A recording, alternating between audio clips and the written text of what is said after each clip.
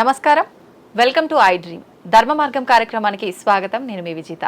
ప్రస్తుతం మనతో పాటు ఉన్నారు మనందరికీ ఎంతో సుపరిచితులు, మీ అందరికీ చాలా సుపరిచితులు డాక్టర్ బ్రహ్మశ్రీ డాక్టర్ కాకునూరి సూర్యనారాయణ మూర్తి గారు. ఇప్పుడు గురుగారితో మాట్లాడి చాలా మంచి మంచి విషయాలు మాట్లాడుకుందాం. నమస్కారం గురుగారు. నమస్కారం అమ్మాయి. గురుగారు, శివారాధన ఈ మధ్య కాలంలో శివుడికి భక్తులు ఎక్కువైపోయారని చెప్పాలి. ఏంటి గురుగారు, శివుని ఆరాధించడం వల్ల కలిగే ప్రయోజనాలు ఏంటి? Immediate result. ఎందుకంటే గమనిస్తే రావణుడు, భస్మాసురుడు, ఎవరిని తీసుకున్న రాక్షసులంతా శివుడి భక్తులే. షార్ట్ కట్ మెథడ్ లాగా ఇలా ప్రార్థించగానే ఆ పరమశివుడు కళ్ళు మూసుకొని కూర్చుంటాడు. ఏమిటయ్యా, ఏం కావాలి తీసుకో అంటాడు, ఇచ్చేస్తాడు. శం కరోతీతి, ఆయనకేం అక్కర్లేదు కాబట్టి ఇచ్చేస్తాడు. ఆయన ఇచ్చిన వరాలతో వీళ్ళంతా కూడా విర్రవీగుతారు. విష్ణువు నానా అవతారాలు ధరించాలి, అంతం చేయాలి, పెద్ద గొడవ. ఈనాటి కాలంలో శివుడికి భక్తి ఎందుకు పెరిగింది అంటే ప్రపంచవ్యాప్తంగా అవసరాలు పెరిగాయి, నాకు కావాలి అనే స్వార్థం పెరిగింది. పరమశివుడు అది కూడా గమనిస్తున్నాడు. ఎవరు ఏది అడిగినా ఇస్తాడు, ఎలా జరగాలో అలా జరుగుతుంది. కాలాతీతుడైన ఆ స్వామిని కాలాయ నమః కలవికరణాయ నమో బలవికరణాయ నమో బలాయ నమో బల ప్రమథనాయ నమః సర్వభూతనమనాయ నమో, ఇలా వేదం వర్ణిస్తుంది. అన్నట్టు నమస్తే అస్తు భగవన్ విశ్వేశ్వరాజ, ఈ మంత్రంలో 13 పేర్లు ఉంటాయి. ఈ మంత్రాన్ని ఆమూలాగ్రంగా మనం చదవగలిగితే 58 సెకండ్స్ కాలం పడుతుంది. అంతసేపు మనం ఊపిరి బిగించగలిగితే మన ఆయుర్దాయం పొడిగింపు, ఆరోగ్యం మేలు. ఇది శంకరుడిచ్చేది. కాబట్టి అందరూ శివ పూజ చేస్తున్నారు, ఆరోగ్యం పెంచుకుంటున్నాడు. శివుడు విభూతి ధారణ చేస్తుంటాడు కదా గురుగారు, ఎందుకని? భస్మం త్రైలోక్య సాధనం. అగ్నిహోత్రుడికి ఇది బంగారం అని, ఇది ఇనప ముక్క అని తేడా లేదు. ఇది కరెన్సీ నోటు అని, ఇది తెల్ల కాగితం అని విభజన లేదు. అన్నింటినీ భస్మీపటలం చేస్తూ ఉంటాడు. అలాగే ఈ భస్మం ఆవు పేడ, గోమయం. మన దేహంలో టెంపరేచర్ ఎక్కడ తెలుస్తుంది? ఇక్కడ. గోమయం ఇక్కడ ధరిస్తే ఎక్కువైనటువంటి ఆ టెంపరేచర్ నియంత్రణలోకి వస్తుంది. దేహంలో ఒక వేడి ఉంటుంది అమ్మాయి, 98.8 degrees ఫారెన్ హీట్. ఈ 98.8 పెరిగినా 108 రావాలి, తగ్గినా 108 రావాలి. ఆ పెరగకుండా తగ్గకుండా చేసేటటువంటి కంట్రోలింగ్ ఫ్యాక్టరు భస్మం. కనుకనే భస్మం ధరించాలి. చర్మం వ్యాధులు రాకుండా చేసేటటువంటి లక్షణం గోమయానికి ఉంది. కనుక ఈ భస్మం గోమయంతో చేసిందే అయి ఉండాలి, కనుక ధరించాలి. కొంతమంది నోట్లో కూడా వేసుకుంటారు కదా గురుగారు, రకరకాలుగా. తీర్థం ఇస్తే అలా పుచ్చుకోవాలి, అంతేగాని నెత్తికో కంఠానికో రాసుకోకూడదు, కడుపుకో రాసుకోకూడదు. ఎక్కువైపోతుంది. Excess of anything is injurious to health. చాదస్తం అనొచ్చా గురుగారు ఇదంతా? ఛందస్సు అంటే నియమం. నియమం ప్రకారం బ్రతికేటటువంటి వాడు ఛాదస్తుడు. దాన్ని మూర్ఖంగా చేస్తే మట్టుకు ఛాదస్తం అనే చెప్పాలి. గురుగారు, శివుడు శ్మశానంలో ఉంటాడు అంటుంటారు కదా, ఎందుకని శ్మశానంలో ఉంటాడు? మహాకవి శ్రీశ్రీ ఓ మాట చెప్పాడు, మరో ప్రపంచంలో రణరంగం కాని చోటు భూస్థలమంతా వెతికిన దొరకదు. ఈ ప్రపంచంలో శ్మశానం కాని చోటు ఏదైనా ఉందా? మన ఇంట్లో కూడా చేతిలో బ్యాట్ పట్టుకుంటే 20-30 దోమలు నిలబడిపోతాయి. కాబట్టి దోమల శ్మశానం అని కూడా పిలుచుకోవచ్చు. ప్రపంచంలో శ్మశానం కాని చోటు అంటూ ఏదీ లేదు. 84 లక్షల రకాల జీవకోటి, 84 టైప్స్ ఆఫ్ హ్యూమన్ కాదు క్రీచర్స్ అని చెప్పాలి. 84 లక్షల రకాల జీవకోటి ఉండే ఈ విశ్వమంతా ప్రతి చోటు శ్మశానమే. కాబట్టి శివుడు అంతటా ఉంటాడు, ఇలా అర్థం చేసుకోవాలి. అంతేగాని శ్మశానం అనగానే మనుషులు చచ్చిపోతే దహనం చేసేదే శ్మశాన వాటికి అవుతుందా? ఇతర జంతువులకు సంబంధించినది కాకూడదా? అవి మాత్రం ప్రాణులు కావా? చెట్టులో మాత్రం ప్రాణం లేదా? చెట్టుని మనం దహించి వేస్తే, కాల్చి వేస్తే, తెంపి వేస్తే, కొట్టి వేస్తే అది మాత్రం పాపం కాదా? కనుకనే సంప్రదాయం పంచసూనములు అన్న పేరిట ప్రతి దాంట్లో కూడా ధర్మాన్ని ఆచరించాలి అని బోధించింది. శివుడు శ్మశానవాసి అంటే అర్థం అంతటా ఉన్నాడు. గురుగారు, శివుడిని పూజించే వాళ్ళకి ఫస్ట్ ఎక్కువగా కష్టాలు పెడతాడు, ఆ తర్వాతే సుఖాలను ఇస్తాడు అంటుంటారు. చాలా మంది ఇది నమ్ముతుంటారు, నిజమే అంటారా? అలా కాదమ్మాయి. జానకి అన్న పేరు, సీత అన్న పేరు పెట్టుకున్న మహిళ దుఃఖపడుతుంది అని అంటారు లోకంలో. శివుణ్ణి పూజించే వాళ్ళు దుఃఖపడతారు అని చెబుతున్నారు ఈనాటి కాలంలో. ఎందుకని? వైష్ణవం విశిష్టాద్వైతం ఆకర్షణీయంగా ఉంటుంది. ఓకే. వైష్ణవంలో నామాలుంటాయి, పులిహోరలు ఉంటాయి, షొండెలు ఉంటాయి, పెరుగన్నాలు ఉంటాయి, ఇంకా లడ్డూ లాంటి సమస్యలు ఉంటాయి. అదొక ప్రపంచం, అంతే, అదొక ఆకర్షణ. శివుడి వద్ద నైవేద్యాలే లేవు. అంత నీళ్లు పోయండి, ఇంత పత్రి వేయండి, అంత భస్మం పూసుకోండి, ఓ రుద్రాక్షతో ఓ నమ శివాయ అనండి, అయిపోయింది. శివుడు కళ్ళు మూసుకుంటాడు, ఆయన నైవేద్యాలు లేవుగా భృగు మహర్షి శాపం కారణంగా. కనుక వైష్ణవం ప్రాబల్యంతో శివుని పూజించారా కష్టాలు వస్తాయి.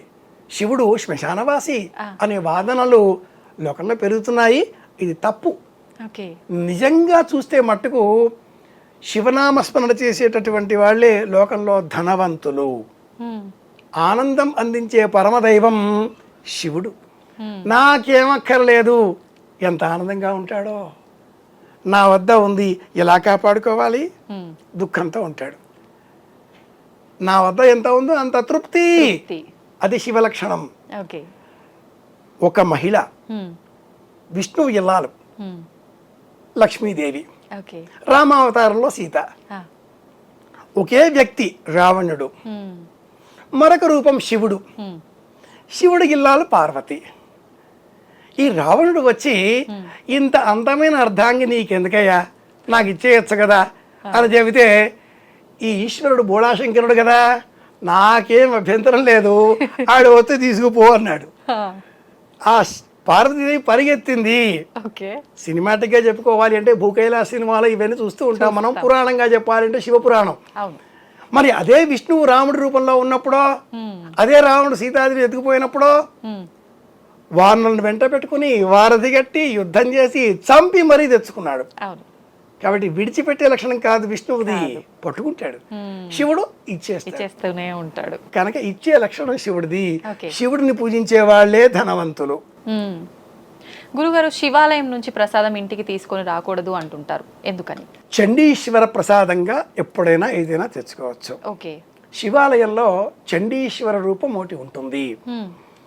శివ గణాలలో శివుడిని పరివేష్టించి ఉండేటటువంటి భృంగిరిటి, నంది ఇత్యాదిగా ఉండేటటువంటి గణాలలో చండీశ్వరుడు ఒకడు.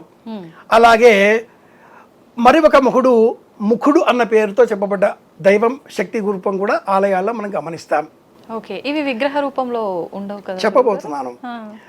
రాక్షస గణాలతో యుద్ధాలు ఏర్పడినప్పుడు ఈ ముఖుడు వారితో యుద్ధం చేసి వారందరినీ తినివేసి చివరికి ఆకలి తీరక తన దేహాన్నే తాను తినడం మొదలెట్టాడు. తల మాత్రమే మిగిలింది. ఆ తల శివాలయంలో శివుడి వెనకాతల ఉండేటటువంటి మకర తోరణం మధ్యలో ఉండేటటువంటి తల ముఖుడు అని పిలుస్తారు. అలాంటిదే మరి ఒక రూపం చండీశ్వర రూపం. శివుడిని అభిషేకం చేసినటువంటి నీరు ఆ ఆలయంలో నుంచి బయటకి వస్తుంది. ఆ చివరలో ఉండేటటువంటి బింబం చండీశ్వర రూపం. ఆయనకి ఇలా చిటిక వేసి చెప్పి, అయ్యా కాసింత ప్రసాదం ఇంటికి తీసుకెళ్తున్నాను, అందరికీ ఇస్తాను అని చెప్పి తెచ్చుకోవచ్చు, పర్మిషన్. అంతేకాని స్వార్థ బుద్ధి శివాలయంలో చూపకూడదు. ఇది ఈ నియమం వెనకాల ఉండేటటువంటి అంతరార్థం. గురుగారు, శివుడి తలపైన చంద్రుడు నెలవంక అనేది ఉంటుంది, ఏంటి దాని వెనకాల ఆంతర్యం? భూమి శివలింగం. జాయా భూమి పతిర్వ్యోమ మిథునంత అతుర్యసు అంటూ వేద ప్రమాణం. ఈ భూమి కొన్ని వేల సంవత్సరాలకు పూర్వం ఏదో ఒక ఉల్కచుక్క పాతం వలన పగిలిపోయి 3 ముక్కలుగా విభజింపబడి తన చుట్టూ తాను తిరుగుతూ మళ్ళీ వృత్తాకారం సంతరించుకున్నది. విభజింపబడిన ఆ 2 ముక్కలు ఒకటి చంద్రుడు మరి ఒకటి కుజుడిగా మారాయి అని మనకు ఆస్ట్రానమీ, ఖగోళ విజ్ఞానం, ఆస్ట్రోనాట్స్ చూస్తుంటాం కదా, స్కైలో తిరుగుతూ ఉంటారే శాటిలైట్స్, ఆ విజ్ఞాన శాస్త్రంలో చెప్పబడి ఉంది.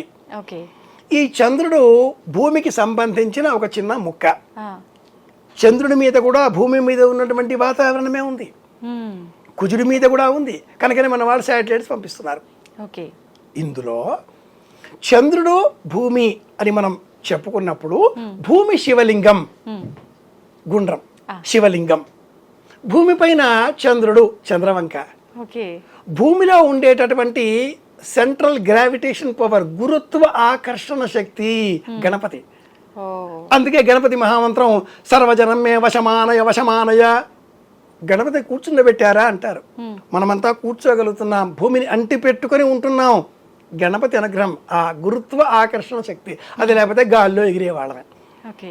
గణపతి ఈ సూర్యుని చుట్టూ భూమి ఒక నిర్ణీత కక్ష్య సిద్ధం చేసుకుంది. బాహ్య ఆకర్షణలు, అయస్కాంత వలయాలు. కుమారస్వామి సర్పరూపం. ఇది శివ కుటుంబం. ఓకే. ఈ భూమి మీద మొలిచేటటువంటి చెట్లు, చేమలు, ప్రకృతి పార్వతి. అందుకే నేచర్ అంటాం, అవును. ప్రకృతిని పూజించడం అంటాం. దసరాలో కావచ్చు, ఇతర సందర్భాల్లో కావచ్చు, కొన్ని ప్రాంతాల్లో కొన్ని వర్గాల వాళ్ళలో తీజ్ పండగ అని చేస్తారు. అవును. మట్టి పాలికలలో అంత నవధాన్యాలు పోసి మొలకెత్తే పండుగ శ్రావణ మాసంలో చేస్తూ ఉంటారు. కొన్ని మతాల్లో, కొన్ని ప్రాంతాల్లో మనం చూస్తుంటాం తీజ్ ఆ పండుగ పేరు. చైత్ర మాసంలో కూడా మొలకెత్తే మహారాష్ట్ర, కర్ణాటక. ఈ భూమి మీద మొలకెట్టేటువంటి చెట్లు, చేమలు, ఇది ప్రకృతి పార్వతి. ఓకే. సో శివుడు భూమి, పార్వతి, చంద్రుడు, గణపతి, కుమారస్వామి. ఇది శివ కుటుంబం. ఇది భారతీయ కుటుంబం. ప్రపంచానికి కుటుంబ వ్యవస్థ అంటే శివ కుటుంబం. ఏ దేశంలో కూడా సంస్కృతి ఇంతగా పరిణమించని కాలంలోనే కుటుంబ వ్యవస్థ, భార్య, భర్త, పిల్లలు, అమ్మ, నాన్న, అత్త, మామ, ఇలా ఒక కేంద్రం.